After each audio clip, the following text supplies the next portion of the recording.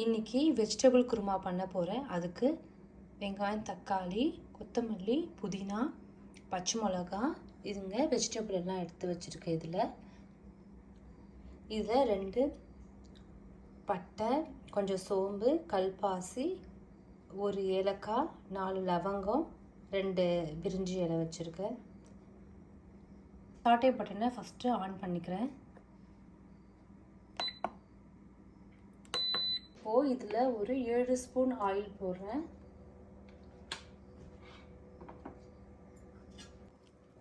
இதில் இப்போ ஆனியன் போட்டுடுறேன்.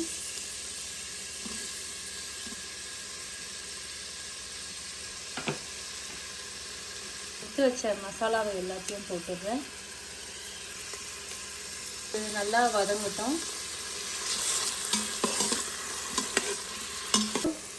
இதில் வெட்டி வச்ச வெஜிடபிள் எல்லாம் போட்டு போகிறேன். இது பீட்ரூட்,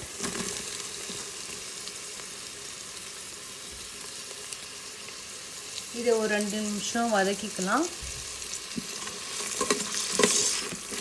இப்போது இது கூட எடுத்து வச்ச பொட்டேட்டோவும் போட்டுக்கிறேன். இதையும் ஒரு நிமிஷம் வதக்கிக்கிறேன். இது எல்லாமே போட்டுடலாம். இது உள்ள பீன்ஸ், கேரட், பட்டாணியும் போட்டுடுறேன். பச்சை பட்டாணியும்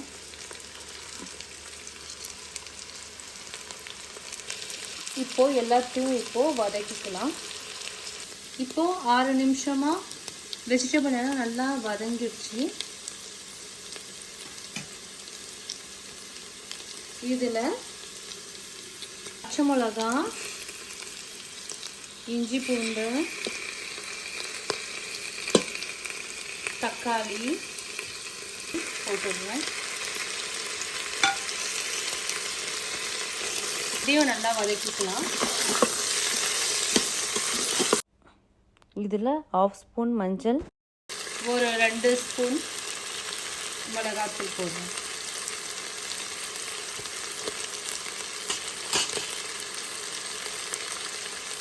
இப்போ நல்லா கலக்கி விட்டுலாம்.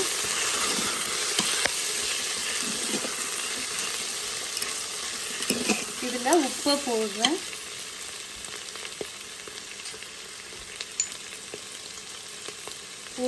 இந்த ஸ்பூனில் 2 ஸ்பூன் உப்பு போடுறேன். இதில் 1/2 ஸ்பூன் கரம் மசாலா தூள் போடுறேன். இந்த மிக்ஸி ஜாரில் ஒரு 6 ஸ்பூன் துருவின தேங்காய் வச்சுருக்கேன். இதை அரைச்சி கொண்டு வந்துடுறேன். இப்போது தேங்காயை தண்ணி ஊற்றி அரைச்சி கொண்டு வந்துட்டேன். இப்போ இதுலேருந்து தேங்காய் பால் மட்டும் எடுத்துக்கலாம்.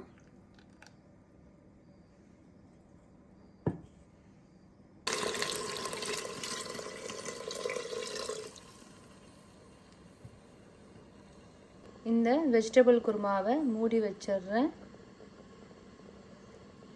இப்போது சாட்டே பட்டனை கேன்சல் கொடுத்துட்டு இதில் வெஜிடபிளில் வச்சுட்டு ஸ்டார்ட் பண்ணுறேன்.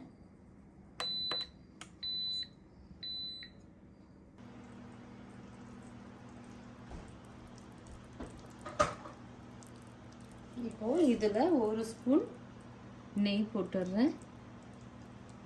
இதில் எடுத்து வச்ச புதினாவும் கொத்தமல்லியும் போட்டுடுறேன். இப்போது வெஜ் குருமா ஆயிடுச்சு.